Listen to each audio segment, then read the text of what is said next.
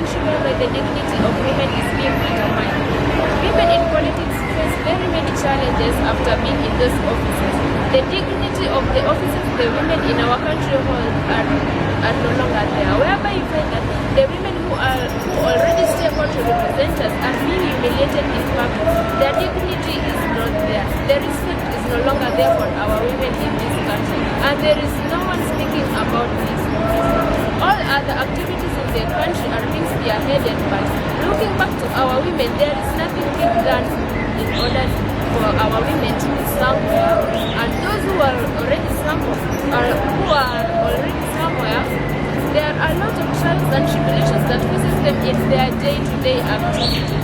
For instance, you find that after a woman being nominated to be in an office, maybe as a senator or MP and something of that sort, you find that there is no respect in that office. All sorts of humiliation, abuse, harassment are all over there. And also to add, as female student leaders, this trend continues even in our universities. No one is speaking about that. The government is here, is no longer concerned about our rights, our well-being, and also the well-being of students. And as we know that our woman is the backbone of our family, and seeing that in Kenya, women are not being considered even in decision-making means that Kenya is going nowhere without the women. As we know that women are always there to represent us. We have another student here.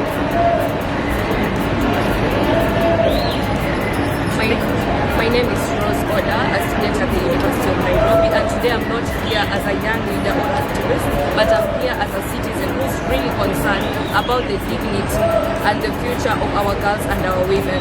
Today we see the headlines.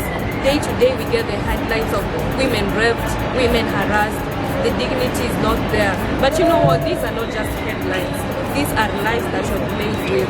And as women, we expect to be protected. We expect to have representation.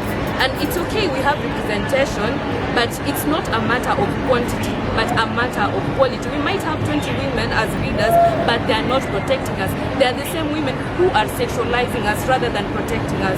So we are calling upon representation that's not only quantity, but quality and impactful, where we will feel protected and where we'll feel our voices are heard. Thank you.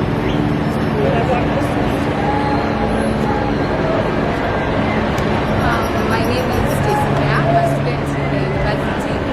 My name is Stacy Lea, a student in the University of Nairobi, a second-year student studying mass communication and journalism, and I am deeply saddened by the state of the country regarding women, because it's not just in leadership but also in health sectors, in education sectors, whereby women are undermined. Women are becoming their own enemies, and also women are also being they are not being given opportunities that are supposed to be there when, like for example, when policies are put together for women to empower each other, people are not following that. We are also saddened by the state of the nation, whereby a senator made sad remarks about a student, a grade 10 student, and it's very sad that a grown woman who is a mother, who is supposed to be standing there for women, is undermining a fellow woman. So maybe we hear from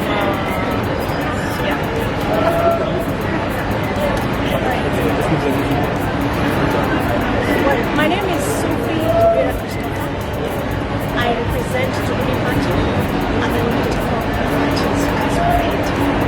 Today I stand before you as a representation of the alternative government, and I'm here to emphasize that if we are not going to come out as leaders, vetting the right representations that represent us in the biggest houses that we have in land, then I think we are losing what is possible.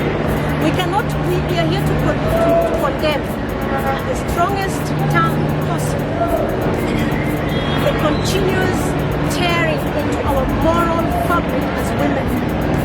The wrong representation handpicked by individuals that are tainting the name of women of this country.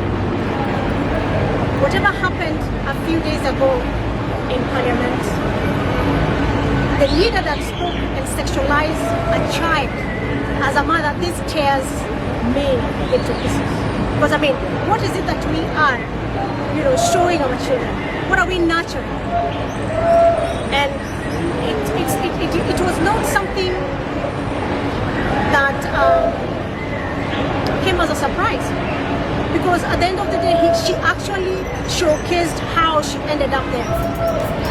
And today I'd like to call upon all the stakeholders involved when it comes to vetting of this leadership. Because as political parties, this is where the nominations are done. So I am hoping, and my prayers would be that we vet the right representation, especially for women. Because we cannot continue having representations that embarrasses us as women. We have children that looks upon us as inspiration. We need to show our girls the right ways into tapping into a livelihood, but not what Senator Karen Nyamu displayed. We have some who were, some who goes to extremes of showing their body parts publicly in front of children. I mean, what is it are we doing as a government? What are we doing as a people? What are we doing as a church? That all we do is showcasing or showing our girls the wronger route to building their lives. So we're not happy about whatever it is that has happened.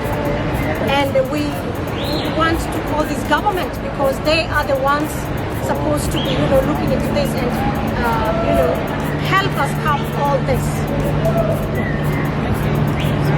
Yes. Good morning, everyone. My name is Veronica Maina, representing Jubilee Party. I think the resignation of Karen Nyamu is what we are waiting as early as today. We don't need an apology. You cannot apologize after messing up with my children. You cannot do that. So I think I'm hurt, and I feel we need immediate resignation of Senator Karen Nyamu. Asal.